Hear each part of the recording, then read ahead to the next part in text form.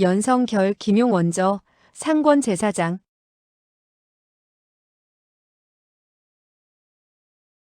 사장 공심채 정전은 세 사람을 쳐다보며 저군에게 물었다. 아까 내가 말한 숫자를 잘 기억했겠지. 저군은 세 명의 적이 가까이 다가오는 것을 보았다. 한 사람은 돌을 들고 있었고 한 사람은 검을 들었으며 다른 한 사람은 빈손이었지만 얼굴이 굉장히 악독하고 포악해 보였다. 그는 적들을 똑바로 쳐다보고 있었으며 정전의 말에 대답하지 않았다. 정전이 큰 소리로 말했다. 이봐, 내가 말한 것을 기억했는가? 저군은 엄숙하게 말했다. 첫 번째 숫자가. 그는 거기까지 말하다가 갑자기 머리에 뭔가 스치는 게 있었다. 지금 말하다가는 적이 들으면 어떡해. 왼손을 등에 갖다 대고 4개의 손가락을 눌렀다. 정전이 말했다. 좋아. 단도를 든 남자가 웃으며 말했다. 이봐, 정가 자네도 사내 대장부인데 아직도 그러고 있나? 서로가 다치기 전에 곱게 우리와 함께 가지. 검을 든 남자도 말했다. 적형, 그동안 잘 있었어? 감옥 생활은 편했지? 저군은 그 목소리를 어디서 많이 들어본 것 같은 생각이 들었다. 정신을 차리고 신중히 바라보니 그자는 바로 만진산의 둘째 제자인 죽이었다. 몇 년 사이에 그는 콧수염을 길렀으며 멋진 옷을 입고 있었기 때문에 알아보기가 힘들었다.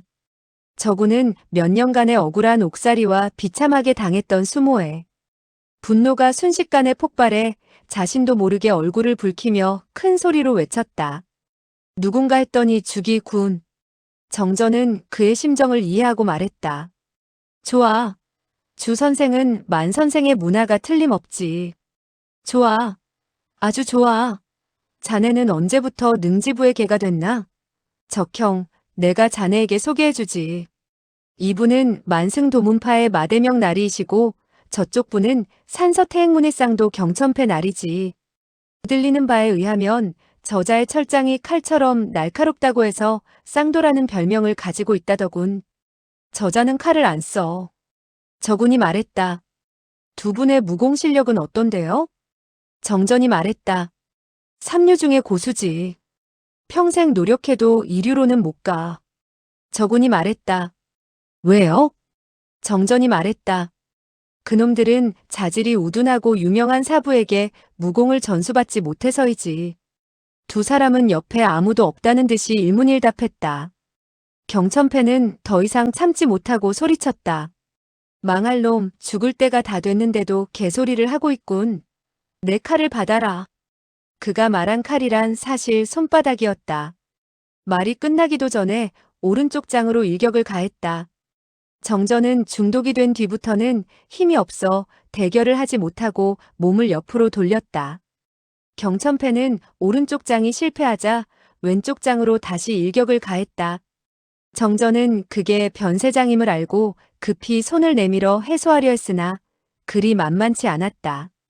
그만 겨드랑이 아래에 경천패의 오른쪽 장을 맞고 말았다. 윽! 정전은 외마디 비명을 지르면서 한 모금의 붉은 피를 토해냈다. 경천패는 웃으면서 말했다. 내가 삼류라면 당신은 몇 류지? 정전은 숨을 들이마시자 살 것 같았다. 그것은 금파순화의 독이 혈관 깊숙이 파고들어 혈액이 응고되고 있었는데 한 모금의 피를 토해내자 내상은 깊었지만 독성이 잠시 약화되었기 때문이다. 그는 기뻐하며 즉시 경천패에게 일격을 가했다. 경천패가 손을 들어막자 정전은 왼손을 돌려 그의 뺨을 힘껏 갈겼다. 뒤이어 오른손을 돌려 그의 머리통을 쳤다. 아야! 경천패는 소리치며 급히 뒤로 물러섰다. 정전은 오른쪽 손을 날려 그의 가슴을 후려쳤다.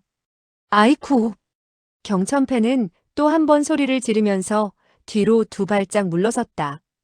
정전이 신조공을 발휘할 수 있었다면 어느 인류 고수라도 단숨에 죽일 수 있었을 텐데 지금은 그렇지 못했다. 경천패는 외공만 강하고 내공은 별로인데도 연속 3장을 맞고도 쓰러지지 않고 서 있었다. 정전은 자신의 죽음이 가까워지고 있음을 느꼈다. 그가 비록 죽음을 다해서 싸우려고 결심하고 있었지만 자신의 몸도 주체할 수 없었다. 영웅의 말로를 생각하자 자신도 모르게 슬퍼졌다. 경천패는 연속 3장을 맞자 대경실색을 했다. 얼굴, 머리, 가슴이 격렬히 아파왔으며 세 곳 모두 치명적인 곳은 아니나 죽을지도 모른다는 생각이 들어 지레겁을 먹었다. 죽는다고 생각하니 죽어도 같이 죽어야겠다는 악독한 심보가 고개를 쳐들었다. 마대명은 주기에게 눈짓을 하고 말했다. 주형, 함께 공격합시다. 주기가 말했다. 그래요. 그는 저군을 이길 수 없다는 것을 알고 있었지만 자신은 검을 들고 있으며 상대방은 빈손이라서 마음이 놓였다. 더욱이 오른쪽 손가락은 모두 잘리고 비파고울도 쇠사슬로 뚫려서 그의 무공이 아무리 높아도 힘을 못 쓸 것이라고 생각했다. 주기가 검을 높이 쳐들고 저군을 향해 공격을 했다.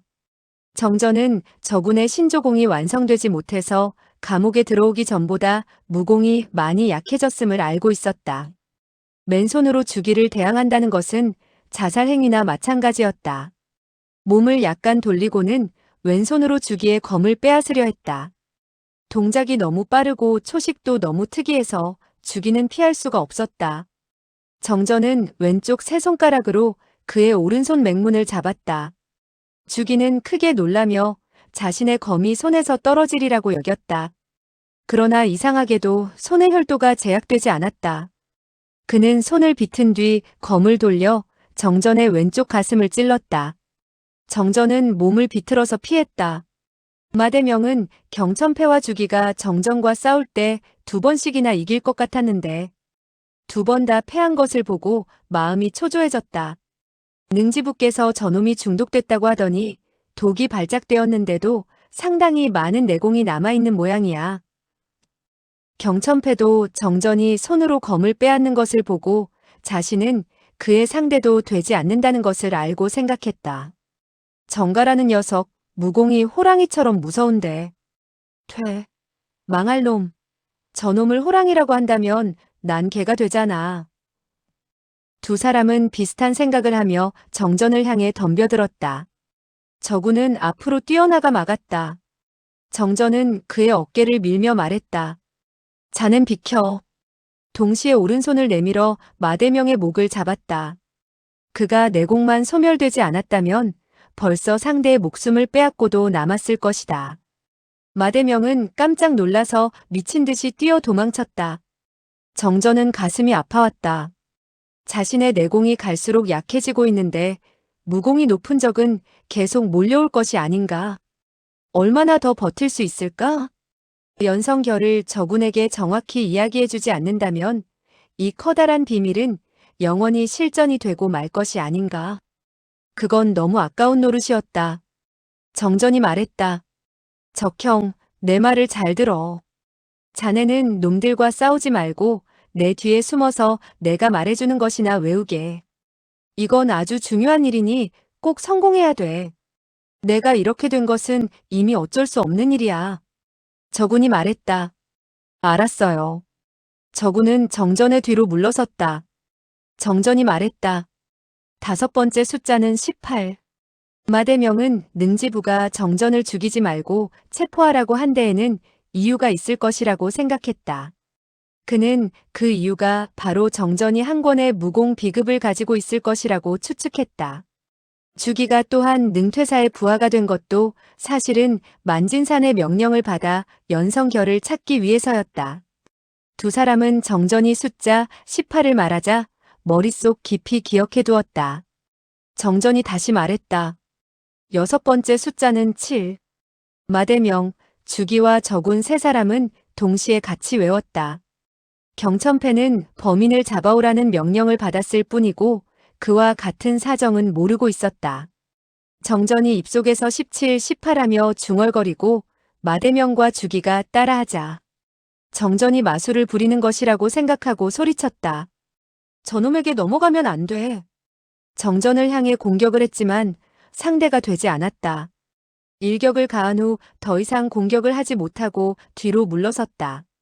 정전은 다리에 힘이 빠졌는지 똑바로 서지 못하고 앞으로 쓰러지려 했다. 이때 마대명은 기회를 놓치지 않고 그의 왼쪽 어깨를 칼로 내리쳤다. 정전은 눈앞이 캄캄해졌으며 더 이상 피하지 못했다. 이때 저군이 앞으로 나와서는 머리로 마대명의 가슴을 들이받았다.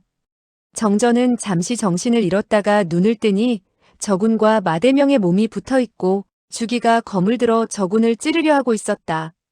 정전은 왼손을 들어 두 손가락으로 주기의 두 눈을 찔렀다. 그는 자신의 체력이 다해 적의 약한 부분을 공격했다. 그래야만 적을 이길 수 있기 때문이다. 주기가 급히 옆으로 쓰러지며 피했으며 마대명은 검손잡이로 저군을 쳐서 바닥에 쓰러뜨렸다. 정전이 소리쳤다. 적형, 7번째 숫자는. 숨이 막혀 오고 있는데 경천패가 또 일격을 가했다. 정전이 머리를 돌려보니 하얀 빛이 번쩍이면서 마대명과 주기가 동시에 공격해 오는 것이었다. 정전이 몸을 비틀고 있자 검과 단도가 동시에 그의 몸을 찔렀다. 저군은 소리를 지르며 공격해왔다. 정전은 붉은 피를 흘리자 다시 약간 독성이 약해졌다. 순간 두 손을 들어 한 손으로 마대명을 치고 한 손으로는 주기를 쳤다. 이번 장은 본래 주기를 격중할 수 있었는데 경천패가 맹렬히 공격해와 그만 그의 가슴을 치고 말았다. 정전은 남아있던 모든 힘을 썼던 터라 마대명은 직사하고 경천패는 갈비뼈가 모조리 부러지면서 숨을 헐떡이고 있는 것이 곧 죽을 것 같았다. 단지 주기가 다치지 않았는데 그는 오른손으로 검을 잡고 정전의 몸에서 검을 뽑아 저군을 찌르려 했다.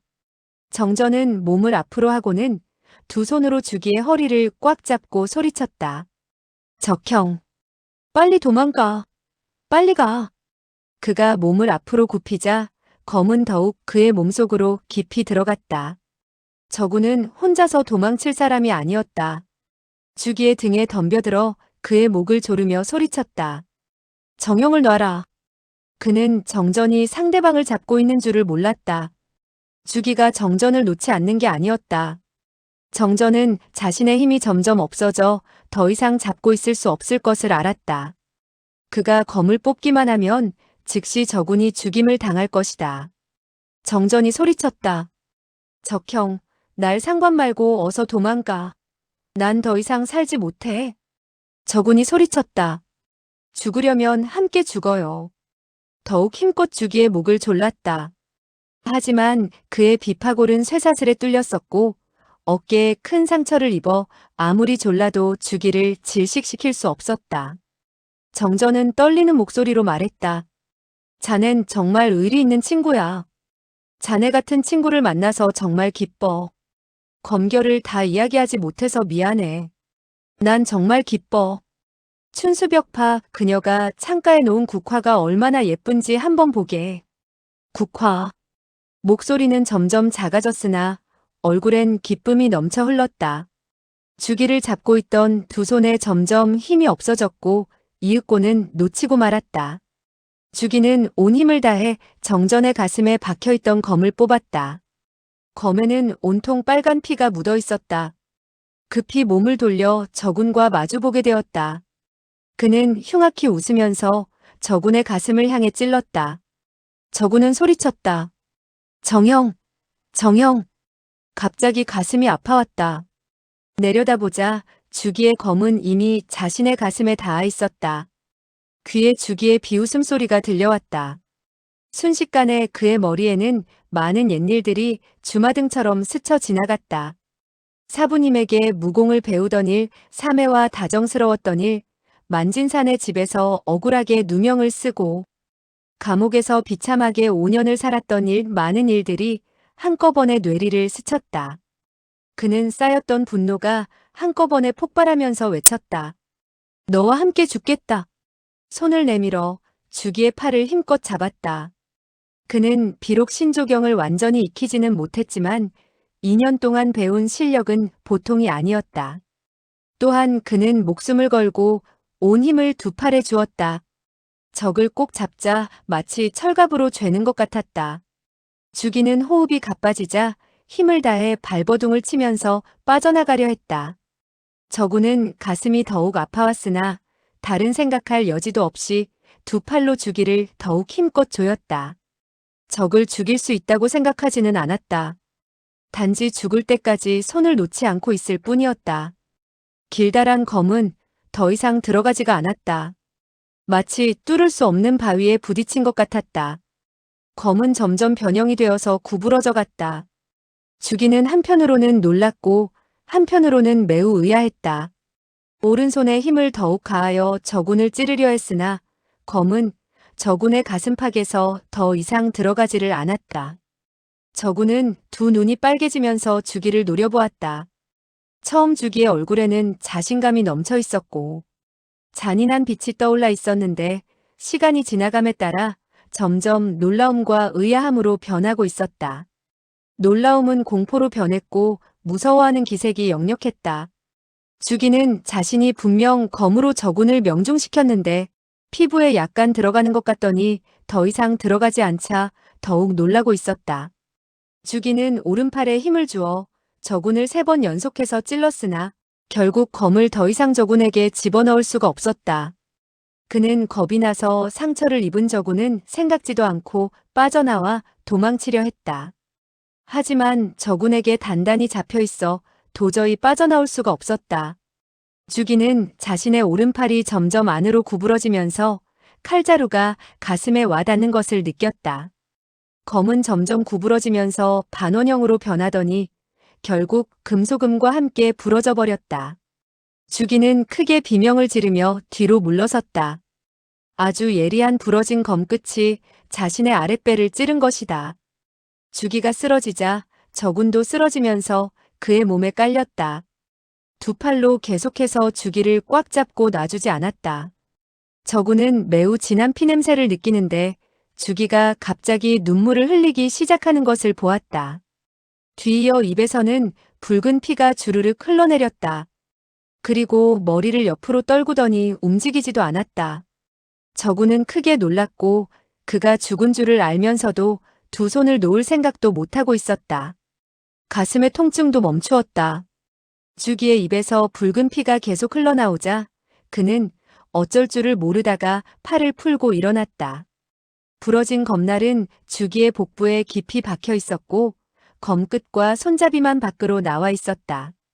머리를 숙이고 자신의 가슴을 보니 윗옷에 조그만 구멍이 나 있었으며 검은빛 속옷이 보였다. 그는 주기 몸에 꽂혀 있는 부러진 검을 보고는 다시 옷에 난 구멍을 보았다. 갑자기 그는 깨달았다. 자기가 입고 있던 오자매 때문에 목숨을 구할 수 있었고 원수를 죽일 수 있었던 것이다. 저군은 잠시 서 있다가 몸을 돌려 정전 옆으로 다가가며 소리쳤다. 정형, 정형, 괜찮아요. 정전은 힘겹게 눈을 뜨고 그를 바라보았다. 그의 눈에는 초점이 없었으며 아무것도 보지 못하는 것 같았고 그를 몰라보는 것 같았다. 저군이 말했다. 정형, 형을 꼭 살리겠어요. 정전이 낮은 소리로 말했다. 검결은 실전되겠구나. 함께 묻어줘, 상화와 함께. 저군은 눈물을 떨구며 말했다. 알았어요. 걱정 마세요. 반드시 형과 능소절을 함께 묻어줄게요. 두 분의 꿈은 이루어질 거예요. 정전의 눈은 천천히 감겼으며 호흡도 점점 약해졌다. 하지만 그의 입술은 계속 움직이고 있었으며 계속해서 뭔가 이야기하고 있었다. 저군은 귀를 그의 입가에 가까이 갖다 대고 정전의 말소리를 들었다. 11번째 숫자는 더 이상 아무것도 들리지 않았다. 저군은 귓가에 소리가 들리지 않자 손을 가슴에 갖다 댔다. 그의 가슴도 이미 정지해 있었다. 저군은 벌써부터 정전이 살 수 없다는 것을 느낄 수 있었다. 그는 정전의 옆에 무릎을 꿇고 그와 입을 맞추고 입에다 공기를 불어넣기 시작했다. 그는 마음속으로 계속해서 기원하고 있었다. 옥황상제님, 정형이 다시 살아날 수 있도록 해주세요. 다시 감옥으로 돌아가 영원히 나오지 않아도 좋아요. 복수를 하지 않고 평생 동안 만문의 제자들의 괴롭힘을 받아도 좋아요. 제발 정형이 다시 살아날 수 있게 해주세요. 저군은 그의 두 손을 꽉 잡고 있었는데 정전의 육체가 점점 굳어지는 것을 느낄 수 있었다. 그의 소원이 이루어질 수 없다는 것을 느낄 수 있었다. 갑자기 말 못할 외로움과 고독감이 밀려왔다. 밖에 이 자유스러운 세상이 그 작고 캄캄한 감옥보다 무서운 것 같았다. 앞으로 어떻게 해야 할지 막막하기만 했다. 그는 정전과 다시 감옥으로 돌아가고 싶었다. 그는 정전의 시체를 안고 일어섰다. 갑자기 무궁무진한 고통과 슬픔이 가슴속으로 밀려왔다. 그는 목 놓아 울었다. 아무런 생각도 하지 않고 큰 소리로 울었다.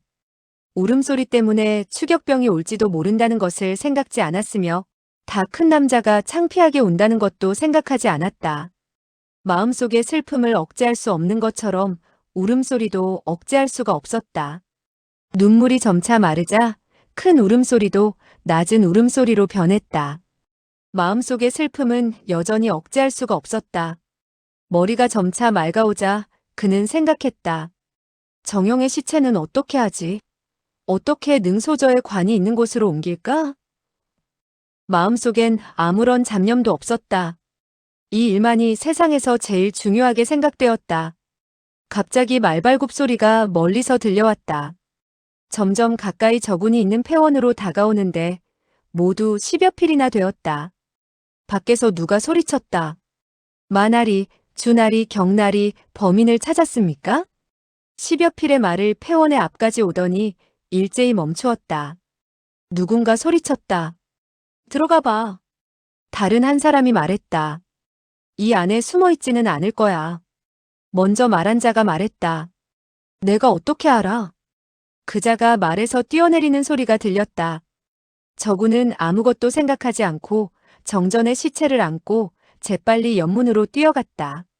막 문 밖으로 나오자 등 뒤에서 사람들이 소리치는 것을 들었다. 마대명, 경천패, 주기 등의 시체를 발견한 것이다.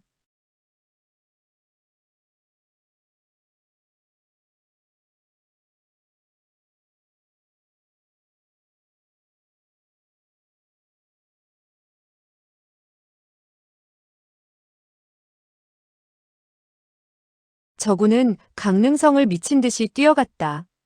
그는 정전의 시체를 업고 빨리 뛰지 않으면 사람들에게 발각된다는 것을 알고 있었다. 그는 다시 감옥에 들어가고 고문과 구타를 당한다 해도 정전의 시체를 버릴 수는 없었다. 수십 장을 뛰어가다가 왼쪽에 작은 문이 보여서 급히 뛰어들어간 후 문을 발로 차서 닫았다. 안에는 커다란 채소밭이었다. 거기에는 배추, 무, 오이 등 많은 채소들이 자라고 있었다. 저구는 어려서부터 시골에서 자랐다. 5년 동안 채소를 못 보다가 갑자기 채소를 보자 가슴이 찡하게 저려왔다. 사방을 살펴보니 동북방에 창고가 있었다. 창문을 통해서 안에 무와 집단이 쌓여 있는 것을 볼 수 있었다. 그는 몸을 숙여서 무 몇 개를 뽑고는 정전을 안고 창고로 뛰어들었다. 사방을 살펴보았지만 아무도 보이지 않았다. 나무를 치우고는 정전의 시체를 내려놓았다.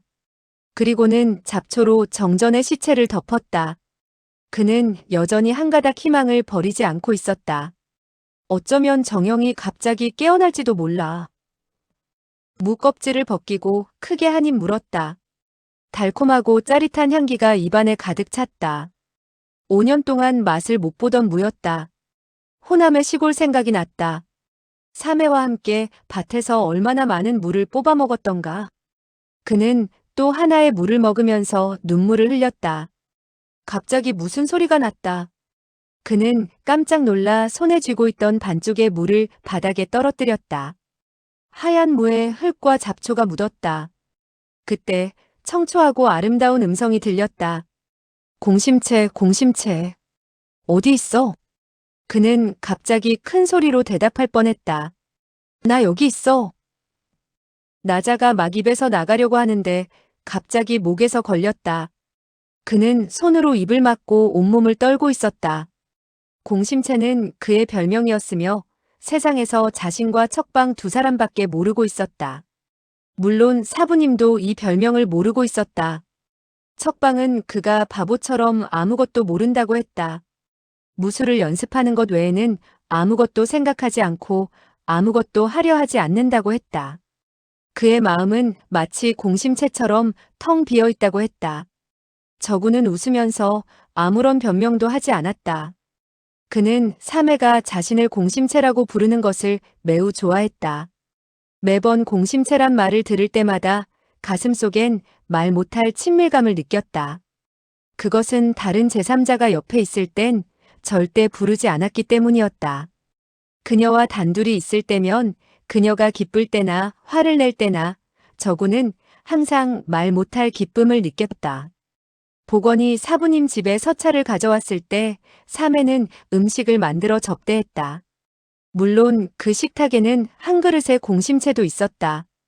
그날 밤 복원은 사부님과 술을 마시면서 양호 무림에서 최근에 일어난 일들을 이야기하고 있었다. 저구는 얘기를 들으면서 무의식 중에 척방과 눈이 마주쳤다. 그녀는 젓가락으로 한 개의 공심채를 들어 입가에 갖다 댔지만 입속에 넣지는 않았다. 그는 빨갛고 부드러운 입술로 가볍게 공심채를 문지르고는 눈빛으로 웃었다. 그녀는 채소를 먹는 게 아니고 채소에 입을 맞추는 신용을 하고 있었다. 저구는 알고 있었다. 사매가 날 공심채라고 비웃고 있군. 창고에 있는 그의 뇌리에는 갑자기 그녀의 부드럽고 빨간 입술이 떠올랐다. 방금 공심채라고 부른 것은 틀림없는 사매 척방의 목소리였다. 확실히 사매의 목소리였다. 자기가 정신이 이상해져 잘못 들은 게 아니었다. 공심채 어디 있어? 그 목소리에서 다정하고 부드러운 감정을 느낄 수 있었다. 아니야, 그것이 아니야. 옛날 그녀와 함께 고향에 있을 때 사매의 목소리에는 우정, 관심, 사랑이 있었고 또 번뇌와 책망도 있었다. 하지만 지금의 공심채는 불쌍해하는 연민의 정만이 있을 뿐이었다. 그녀는 내가 몇 년 동안 억울하게 고생한 것을 알고 있나 보군. 그래서 날 불쌍히 생각하고 있나 보군. 그는 현실을 믿을 수가 없었다. 난 꿈을 꾸고 있는 거야. 사매가 왜 이곳에 왔겠어? 그녀는 벌써 만규에게 시집을 갔는데 어떻게 날 찾아올 수 있느냐 말이야. 목소리가 또 들렸다. 이번에는 더욱 가까운 곳에서 들렸다. 공심채 어디에 숨어 있어? 내가 못 찾을 줄 알아? 목소리에는 많은 기쁨과 연민이 충만해 있었다. 저군의 한 줄기 한 줄기의 혈관이 모두 팽창되는 것 같았다. 숨을 제대로 쉴 수가 없었으며 두 손에는 땀이 흘러내렸다. 천천히 일어나서는 잡초에 몸을 숨기고는 창문을 통해 밖을 내다보았다. 한 여인의 뒷모습이 자기를 향해 서 있었다. 누굴 찾고 있는 것 같았다. 맞아, 조그마한 어깨, 가느다란 허리, 크고 마른 몸매, 틀림없는 척방이었다. 그녀는 웃으며 말했다. 공심채, 빨리 나와. 갑자기 그녀는 몸을 돌렸다. 저구는 눈이 부셨으며 어지러워졌다. 눈앞의 여자는 틀림없는 척방이었다. 검고 빛나는 눈동자, 작고 오뚝한 코, 얼굴은 더욱 희어져 있었다. 호남의 시골에 있을 때보다는 얼굴에 윤기가 없어졌지만 틀림없는 사매였다. 감옥에서 천번 만번 생각했고 천번 만번 사랑하고 천번 만번 고민하게 했던 바로 그 사매가 틀림이 없었다. 그녀는 계속해서 웃으며 말했다. 공심채, 빨리 나와요. 그녀가 너무 다정하게 부르자 행복해서 미칠 것 같았다. 대답하며 나가 오매불망 잊지 못하던 사매와 만나려 했다. 막 밖으로 나가려 하다가 떠오르는 생각이 있었다. 정영이, 난 너무 착실하고 선해서 다른 사람에게 속기 쉽다고 했지. 사매는 벌써 만규에게 시집갔고 주기도 나의 손에 죽었으니 그녀가 날 속여서 끌어내려고 하는지도 몰라. 여기까지 생각하고는 발걸음을 멈췄다. 계속해서 척방에 부르는 소리가 들렸다. 공심채, 공심채. 저구는 가슴이 두근거리면서 생각했다. 그녀가 저렇게 다정스럽게 부르는데 거짓일 리가 없어. 그녀가 나의 목숨을 원한다면 얼마든지 죽어주겠어. 가슴이 뭉클해 앞으로 걸어나가려고 했다. 그때였다. 갑자기 어린 여자아이의 웃음소리가 들렸다. 엄마, 엄마, 난 여기 있어요. 저군의 가슴은 마구 울렁거렸다. 그는 창문 밖을 내다보았다. 붉은색 옷을 입은 여자아이가 동쪽에서 이쪽으로 뛰어오고 있었다. 나이가 어려서 뛰어올 때 뒤뚱거리면서 바로 서지를 못했다. 척방이 미소를 지으며 부드러운 목소리로 말했다. 공심채 어디에 숨어 있었니? 엄마가 한참 찾았잖아. 여자아이가 재미있어 하며 말했다. 공심채는 화원에 있었어. 공심채는 개미를 보고 있었어요. 저구는 귀에 웅하는 소리가 들렸으며 마치 누가 머리를 힘껏 후려친 것 같이 띵했다. 사매가 딸을 낳았단 말인가? 딸아이의 이름이 공심채란 말인가? 공심채는 딸아이를 부른 것이고 날 부른 것이 아니란 말인가? 내가 다시 만진산의 집으로 온 거란 말인가? 이 몇 년 사이 그는 사매가 만규에게 시집을 가지 않았으면 하고 마음속으로 은근히 바라고 있었다. 침성의 말이 모두 거짓이었으면 했다. 그의 이러한 희망은 한 번도 정전에게 말해본 적이 없었고 단지 마음속 깊이 간직하고 있었다. 어느 땐 꿈속에서도 갑자기 깨어나 기뻐하곤 했었다. 하지만 지금은 한 여자아이가 사매에게 엄마라고 부르는 것을 자기 눈으로 보고 자기 귀로 직접 들었다. 그의 눈에는 눈물이 고였으며 멍하니 밖을 내다보고 있었다. 척방이 계속 여자아이의 볼에 뽀뽀해주며 부드러운 목소리로 말했다. 공심채는 혼자 놀 줄도 알고 정말 착해. 저구는 척방의 옆모습만 볼 수 있었다. 긴 속눈썹, 앵두 같은 입술, 얼굴은 몇 년 전보다 고와지고 더욱 하얗게 변한 것 같았다. 그는 또 생각했다. 그동안 망가의 색시가 됐으니 논에서 일할 필요도 없었겠지. 고생을 안 하니 몸이 건강해졌나 보군. 척방의 말소리가 들렸다. 공심채, 여기선 그만 놀고 엄마와 방에 들어가자. 여자아이가 말했다. 여기가 좋아. 난 개미를 볼래. 척방이 말했다. 안 돼, 나쁜 사람이 아이를 잡아간대. 공심채, 엄마하고 방에 들어가자. 여자아이가 말했다. 어떤 사람? 왜 아이를 잡아가? 척방은 일어서서 아이의 손을 잡고 말했다. 감옥에서 아주 나쁜 두 사람이 도망쳤어. 아버지가 나쁜 사람을 잡으러 갔어. 나쁜 사람이 이곳으로 와서 공심채를 잡아갈 거야. 엄마 말 듣고 방에 들어가서 놀자. 엄마가 인형을 만들어줄게. 여자아이는 말했다. 인형은 싫어. 공심채는 아버지를 도와 나쁜 사람을 잡을 거야. 저구는 척방이 말끝마다 나쁜 사람이라고 하자 가슴이 점점 아파왔다. 바로 이때 밖에서 말발굽 소리가 들리더니 몇 마리의 말이 지나갔다. 척방은 허리에서 검을 꺼내더니 뒷문 쪽으로 갔다. 저구는 조그만 소리라도 내면 척방이 놀랄까봐 창가에서 꼼짝도 하지 않고 가만히 서 있었다. 그는 더 이상 사매를 만나고 싶지 않았다. 가슴속에 뭉쳤던 원한은 점점 억제할 수 없었다. 자신은 조금도 나쁜 일을 하지 않고 세상에서 제일 비참한 고통을 받았는데 그녀가 자기를 나쁜 사람이라고 부른 것이다. 여자아이가 창고 앞에 섰을 땐 제발 들어오지 않기만을 바랐다. 하지만 여자아이는 무슨 이유인지 창고 안으로 불쑥 들어왔다. 저구는 얼굴을 나무 뒤에 숨기고는 낮은 소리로 말했다. 나가, 나가. 갑자기 여자아이는 그의 얼굴을 보게 됐다. 헝클어진 머리와 얼굴에 온통 수염투성이인 무서운 모습을 보자. 여자아이는 놀라 눈을 크게 뜨고 울려고 했지만 울음이 나오지 않는 듯 했다. 저구는 어찌할 바를 몰랐다. 급히 앞으로 나가서 왼손으로 아이를 껴안고 오른손으로는 입을 막았다. 앙! 결국 한 발 늦었는지 여자아이는 울음을 터뜨렸다. 다행히 저군이 재빨리 다시 막아서 더 이상 울음소리가 들리지 않았다. 척방은 밖을 쳐다보면서도 신경은 딸아이에게 쓰고 있었다. 딸아이의 소리가 이상해 머리를 돌렸으나 보이지를 않았다. 창고에서 부스럭거리는 소리가 들리자 급히 앞으로 뛰어들어왔다. 얼굴이 온통 수염투성이고 온몸에 피칠을 한 남자가 자기의 딸을 껴안고 있었으며 한 손으로는 입을 막고 있었다. 척방은 깜짝 놀라고 말았다. 그 순간 검을 들어 저군의 얼굴을 향해 공격해왔다. 그녀가 소리쳤다. 내 딸을 내려놔. 저군은 마음이 쓰라려왔고 자포자기의 생각이 들었다. 날 죽이고 싶으면 빨리 죽여. 그녀가 검을 찔렀는데도 조금도 피하지 않았다. 척방은 깜짝 놀라서 자기의 딸이 다칠까봐 검을 거두고는 말했다. 내 딸을 내려놔. 저군은 그녀가 말끝마다 자기 딸을 내려놓으라는 음성 속에 예정이 조금도 담겨있지 않는지라. 더욱 화가 나서 그녀의 딸을 내려놓지 않았다.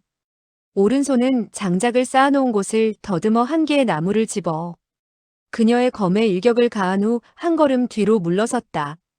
척방은 흉악하게 생긴 남자가 계속해서 자기의 딸을 껴안고 있자 마음이 점점 초조해졌다.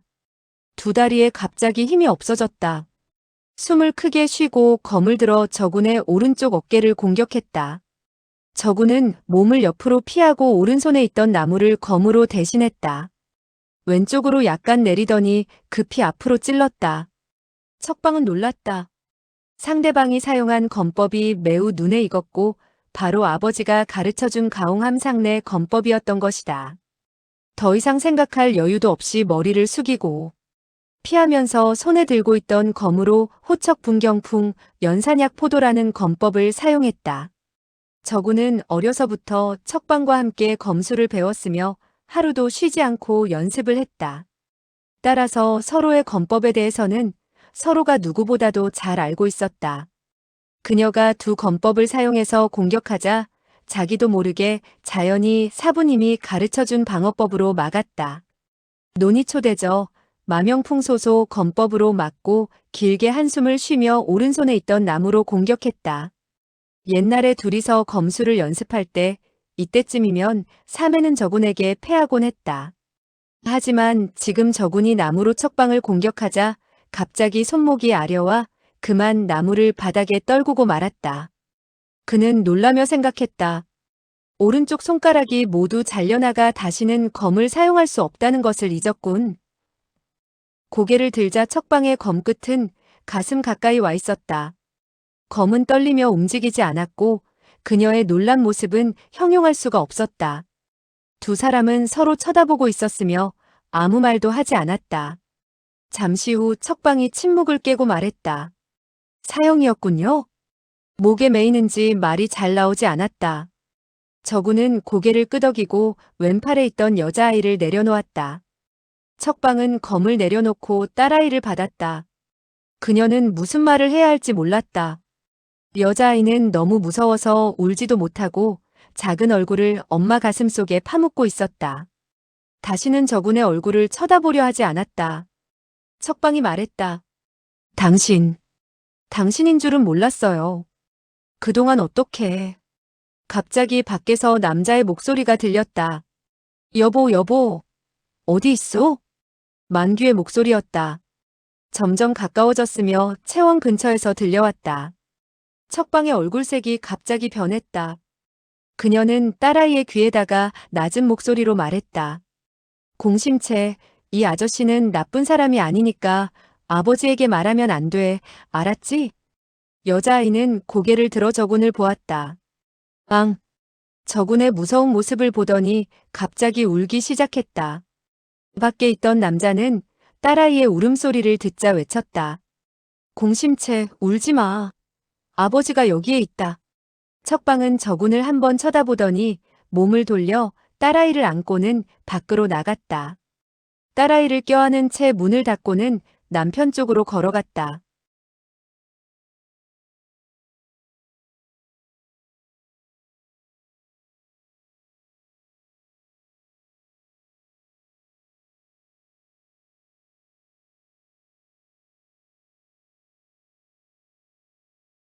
저군은 멍청이 서 있는데 귓가에 계속해서 척방의 음성이 들려왔다. 죽는 게 낫겠어. 죽는 게 나아. 남자가 웃으면서 말하는 소리가 들렸다. 공심채야 왜 울지? 저군은 창가에 가서 보고 싶었다. 만규가 어떻게 변했는지 보고 싶었다. 하지만 두 다리는 바닥에 못 박힌 것처럼 꼼짝도 할 수 없었다. 척방이 웃으면서 말하는 소리가 들렸다. 공심채하고 후원에서 놀고 있는데 두 마리의 말이 급히 지나갔어요. 말 위에 두 사람이 칼을 들고 있는데 아주 무섭게 생겼지 뭐예요? 공심채에게 나쁜 사람이 자신을 잡아간다고 하니까 울지 뭐예요. 망규는 웃으면서 말했다. 그건 포졸들이 탈옥범을 잡으려고 하는 거야. 아버지가 안아줄게. 아버지가 나쁜 사람을 때려줄게. 울지 마라. 공심채야. 무서워하지 마. 아버지가 나쁜 사람을 모두 때려줄게. 저구는 생각했다. 사매는 정말 거짓말도 잘하는군. 이렇게 되면 딸아이가 나쁜 사람을 봤다고 해도 척방을 의심하지 않을 거야. 아냐? 날 동정할 필요도 없이 빨리 와서 날 잡아가. 날 죽이란 말이야.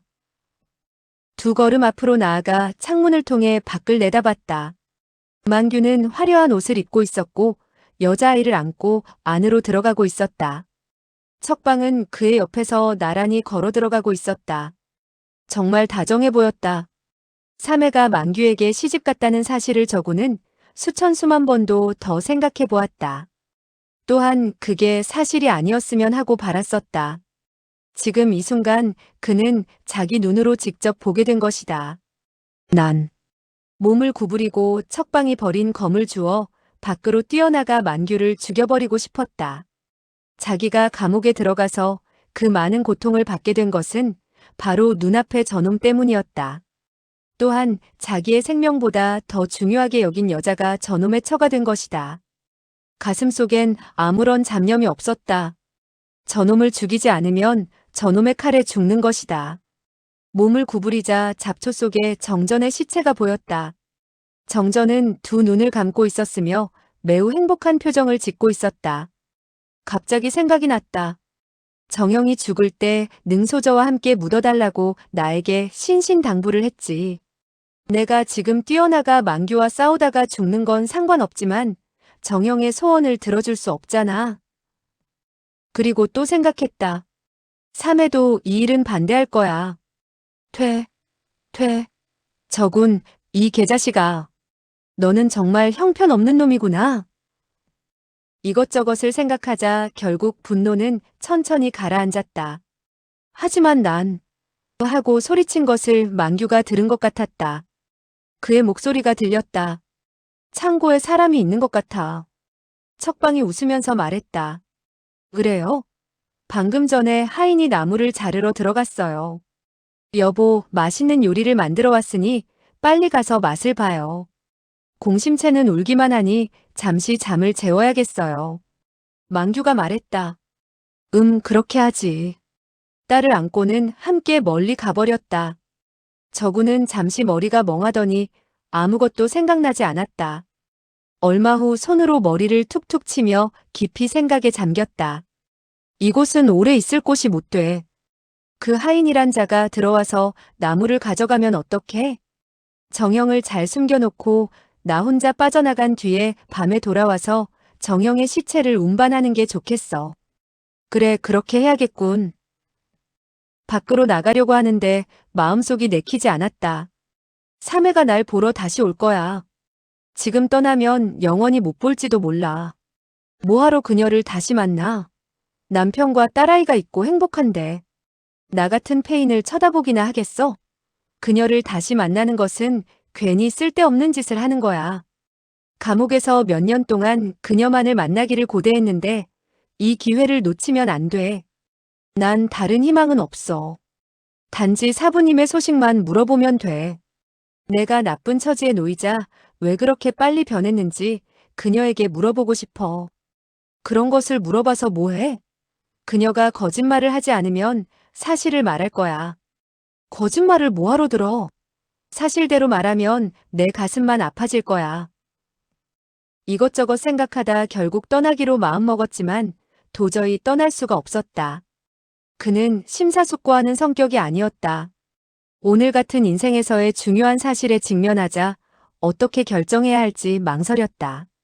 남아있자니 안 되겠고 지금 곧 떠나자니 마음이 쓰라렸다. 어쩔 줄 모르고 있는데 갑자기 밖에서 발자국 소리가 들렸다. 한 사람이 천천히 이쪽으로 걸어오고 있었다. 그 사람은 몇 발자국 걸어오다가 정지했다가 다시 걸어왔다. 틀림없이 다른 사람에게 발각되지 않으려고 조심하는 것 같았다. 그 사람이 점점 가까이 오자 저구는 가슴이 크게 두근거렸다. 사매가 날 찾아왔군. 무엇을 말하려고 왔지? 용서를 빌러 온 것일까? 예정이 생각나서 왔나? 또 생각했다. 그녀에게 무슨 말을 해야 할까? 모르겠다. 그녀는 남편과 딸이 있고 행복하게 살고 있잖아. 그녀를 다시는 만나지 말아야겠다. 갑자기 그의 가슴속에 맺힌 원한이 생각났다. 난 원래 시골의 촌놈이었어. 이러한 불행만 없었더라면 사매와 난 부부가 되어 행복하게 살았을 거야. 난 복수를 해야 해. 만규를 죽여야 해. 사매가 과부가 되면 나에게 다시 시집을 올까? 난 그의 남편을 죽인 사람인데. 그녀는 날 사랑하지도 않고 있어. 전부터 만규가 나보다 멋졌고 지금은 더욱 그래. 모든 원한은 여기서 끝내야겠다. 사매가 남편과 딸하고 행복하게 살게 해야지. 여기까지 생각하고 더 이상 척방과 말하지 않으려 했다. 몸을 구부리고 잡초 속에서 정전의 시체를 꺼내 업었다. 그때 누가 창고의 문을 거칠게 발로 차서 열고 안으로 들어왔다. 저군이 놀라며 몸을 돌리자 키가 큰 남자가 손에 검을 들고 문 앞에 서 있었다. 바로 만규였다. 저군은 아무것도 생각하지 않고 척방이 버리고 간 검을 들었다. 만규는 무척 화가 나 있었다. 저군이 탈옥했다는 소식을 벌써부터 알고 있었다. 하루 종일 안정이 안 되고 초조했는데 저군의 손에 척방에 검이 쥐어져 있는 것을 보자 화가 치밀었다. 그는 아주 차갑게 말했다. 역시 여기서 만났었군. 자신의 검까지 주면서 남편을 죽이려 하다니. 하지만 그렇게 안 될걸. 저군은 잠시 머리가 어지러워졌다. 만규가 지금 무슨 말을 하는지 알 수가 없었다. 그는 생각했다. 저놈이 어떻게 여길 왔지? 내가 여기 있는 걸 어떻게 알았을까? 사매가 날 잡아다 상금을 타라고 했나 보군. 그녀가 이렇게 무정한 줄은 몰랐어. 만규는 저군이 대답을 하지 않자 자신을 무서워하는 줄 알고 검을 들어 저군의 가슴을 찔러갔다. 저군은 검을 들어 막았으며 자연히 옛날 늙은 거지가 가르쳐준 작연식을 썼다. 검을 돌려 만규의 목에 갖다 댔다. 이 검법은 너무나 빠르고 이상해서 5년 전에 만규는 막지 못했다. 만규는 그때에 비하면 무공이 많이 강해졌지만 여전히 막지를 못했다. 만규는 놀랐으며 손에 쥐고 있는 검을 어떻게 사용해야 할지 몰랐다. 검을 들어막자니 너무 늦었고 공격을 하자니 그의 상대가 되질 않았다. 그의 목숨은 상대방의 손에 달려 있었다. 화가 났지만 함부로 덤빌 수도 없었다. 저군의 더럽고 수염이 많은 얼굴을 보자 분노는 점점 공포로 변해갔다. 저군은 그를 찌르지 않고 다시 생각했다. 이놈을 죽여야 하나? 만규는 아주 위험한 처지에 놓여 있었는데 갑자기 상대방의 눈빛에 갈등의 빛이 떠오르자 재빨리 큰 소리로 외쳤다. 척방, 이리 와봐. 저군은 그가 큰 소리로 척방을 부르자 놀라며 머리를 돌렸다. 이것은 바로 만규의 속임수였다. 그가 머리를 돌리자 곧바로 검을 들어 공격했다. 저군은 오른쪽 손가락의 첫 번째 마디가 모두 잘려나가서 검을 똑바로 쥘 수가 없었다. 검이 손에서 빠져 달아났다. 만규는 기뻐하면서 검으로 찔러왔다. 저군은 연속해서 2번을 피한 뒤 한 개의 나무를 집어들고 검으로 삼아 힘껏 막았다. 그러나 나무는 만규의 검을 당해내지 못하고 두 쪽으로 갈라졌다. 저군은 손에 있던 반 조각의 나무를 만규에게 던졌다. 그가 몸을 피하는 순간 다시 나무를 들어 공격을 했다. 만규는 저군이 검을 떨어뜨리자 자신이 승리한 것이라고 생각했다. 비록 그가 나무로 검을 대신해서 막으려 하지만 소용이 없으리라 생각했다. 정신을 차리고는 한 발 한 발 저군을 향해서 다가갔다. 몇 초 후 저구는 오른쪽 팔에 부상을 입으면서 결국 나무를 놓치고 말았다. 만규는 계속해서 그의 다리를 찌르고 왼쪽 발을 날려 저군을 쓰러뜨렸다. 저군이 온 힘을 다해서 일어나려고 하자 만규는 또 그의 머리를 힘껏 밟아버렸다. 저군은 기절했다. 만규가 말했다. 죽은 척하는 거야? 그는 오른발로 저군의 얼굴을 문질렀다. 저군이 움직이지 않자 정말로 기절한 것임을 알았다. 그는 생각했다. 능지부가 범인을 잡아오면 은 5천냥을 준다고 했으니 생포하는 게 좋겠군. 이번에 관가에 잡혀가면 처형당할 게 뻔한데 내가 친히 죽일 필요는 없잖아. 순간 잡초 속에 한 개의 발이 보이자 그는 한편으로는 놀라고 한편으로는 기뻐서 생각했다. 여기 또 한 놈이 있구나. 그는 정전이 벌써 죽었는지도 모르고 급히 검을 들어 시체의 발을 향해 찔렀다. 저구는 비록 기절했지만 머릿속에선 계속 외치고 있었다. 난 죽을 수 없어. 난 죽어선 안 돼. 정형과 능소절을 함께 묻어주겠다고 맹세를 했단 말이야. 생각이 너무 강해서 그는 금방 깨어날 수 있었다. 그는 잠시 생각했다. 몇 년 전에 어느 날 밤에 그에게 맞은 적이 있었지. 그때도 머리를 힘껏 채웠어. 천천히 눈을 뜨니 눈앞에서 만규가 정전의 시체를 칼로 찌르고 있었다. 처음에는 정신을 완전히 차리지 못해서 무슨 일이 일어나고 있는 것인지 몰랐다. 만규가 정전의 시체를 잡초에서 끌어내자 그는 큰 소리로 외쳤다. 정형! 갑자기 온몸에 힘이 솟았다. 급히 앞으로 달려나가 만규의 등에 매달렸다. 그리고 오른쪽 팔로 그의 목을 졸랐다. 만규는 놀라며 검을 뒤로해 찌르려고 했다. 하지만 손을 더 이상 구부리지 못하고 단지 쌓여있는 나무만을 찔렀다. 저구는 팔로 더욱 그의 목을 졸랐다. 저구는 그가 정전의 시체를 찌르는 것을 보자 화가 머리끝까지 났다. 이놈이 자기에게 누명을 씌우고 척방을 빼앗아간 것은 모르는 채 할 수 있었지만 정전을 검으로 찌르는 것은 도저히 용서할 수 없었다. 지금은 아무것도 생각나지 않았고 단지 적을 죽일 생각뿐이었다. 만규는 발버둥을 치더니 점점 무력해졌다. 저군도 여러 곳에 상처를 입어 붉은 피가 계속 흘러서 갈수록 힘이 빠졌다.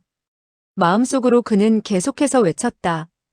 조금만 더 참으면 이놈을 죽일 수 있어.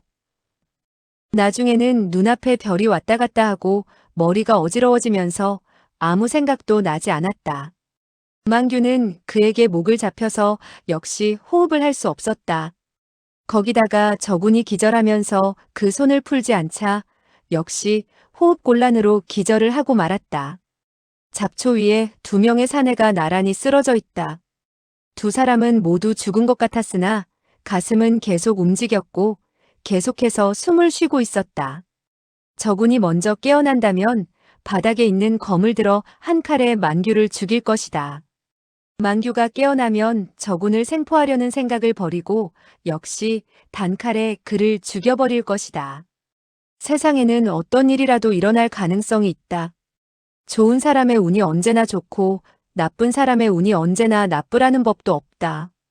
거꾸로 말해서 나쁜 사람의 운도 좋아지고 좋은 사람의 운도 나빠지는 경우가 있는 법이다. 사람은 언젠가는 죽게 되어 있었다. 좀 더 나중에 죽는다고 운이 좋은 것은 아니다. 하지만 살아있는 척방과 그의 딸은 약간 다르다. 저군이 먼저 죽느냐 아니면 만규가 먼저 죽느냐 여기에는 매우 큰 차이가 있다. 만약 지금 척방에게 한 사람을 선택하라고 한다면 누구를 선택할 것인가?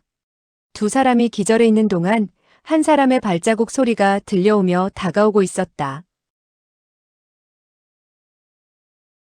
저군의 귓가에는 물방울 소리가 들려왔고 얼굴에 차가운 물방울이 한 방울 떨어졌다. 몸은 매우 차가웠으며 힘은 조금도 없었다. 그는 감각을 느끼자 왼쪽 팔에 힘을 주고는 소리쳤다. 죽여버리겠어. 죽여버리겠어. 하지만 그의 손에는 아무것도 없었으며 자신의 몸이 계속 움직이고 있는 것을 느꼈다. 그의 몸은 계속해서 요동을 하고 있었다.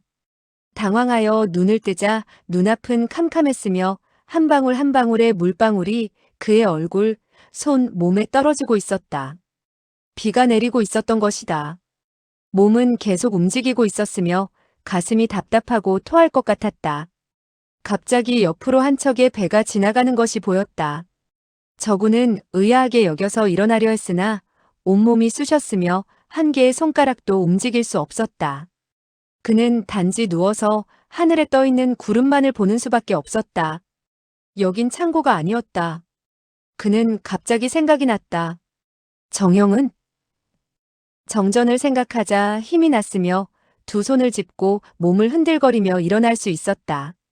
그는 한 척의 작은 배에 있었다. 작은 배는 강물을 타고 떠내려가고 있었다. 하늘엔 온통 검은 구름이 드리워 있었으며 비가 내리고 있었다. 그는 배 위 좌우를 뒤져보았지만 양쪽은 모두 어두컴컴했으며 아무것도 보이지 않았다. 그는 초조해서 외쳤다. 정형, 정형. 정전이 죽은 것을 알고 있었지만 그의 시체를 잃어버릴 수는 없었다. 갑자기 왼발에 뭉클한 감촉이 왔다. 저구는 그것을 보고 기뻐하며 외쳤다. 정형, 여기에 있었군. 팔을 벌리고 그를 껴안았다. 정전의 시체는 그의 옆에 있었던 것이다. 그때 날은 점차 밝아오고 있었다. 어느 정도 주위를 알아볼 수 있을 정도가 되었는데 갑자기 그의 다리에 붕대가 감겨 있는 것을 보았다. 거기다가 약 냄새도 맡을 수 있었다. 붕대는 단단히 매여 있지 않은 것이 붕대를 맨 사람은 매우 급하게 매려고 했던 것 같았다. 붕대의 일부분은 꽁무니가 비쳤는데 자세히 보니 붕대는 바로 여자의 옷이었다. 그는 순간적으로 사매가 그 붕대의 주인이 아닐까 하는 생각이 들었으나 곧바로 중얼거렸다. 그녀는 남편에게 날 죽이라고 해놓고는 왜 상처를 치료해 주었을까? 그녀가 말하지 않았다면 만규는 절대 내가 창고에 있다는 것을 알지 못했을 텐데. 저구는 한 척의 배에서 표류를 하고 있었으나 일단 강릉성을 벗어난 것 같았다. 그는 자신의 생사에 관심이 없었으나 정전의 시체가 무사하자 무척 기뻤다. 그는 힘을 다해 사건을 다시 생각해 보았다.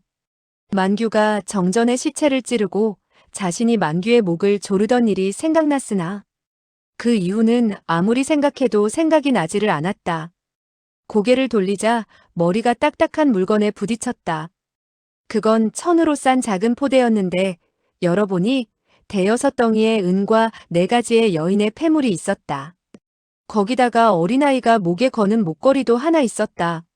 목걸이의 줄은 급히 끄는 것 같았고 목걸이 끝에는 작은 천 조각이 묶여 있었다. 아마도 어린아이의 목에 걸려있는 것을 급히 끄는 모양이었다. 금목걸이에는 덕용쌍무라는 내자가 새겨져 있었다. 저구는 많은 책을 읽지는 않았지만 글은 어느 정도 알고 있어서 그것을 읽을 수는 있었지만 뜻을 알 수는 없었다. 그는 생각했다. 이건 그 아이의 이름인가? 그는 폐물을 만지작거리면서 포대를 보고 더욱 어리둥절해졌다. 은과 폐물은 분명 날 구해준 사람이 주었을 거야.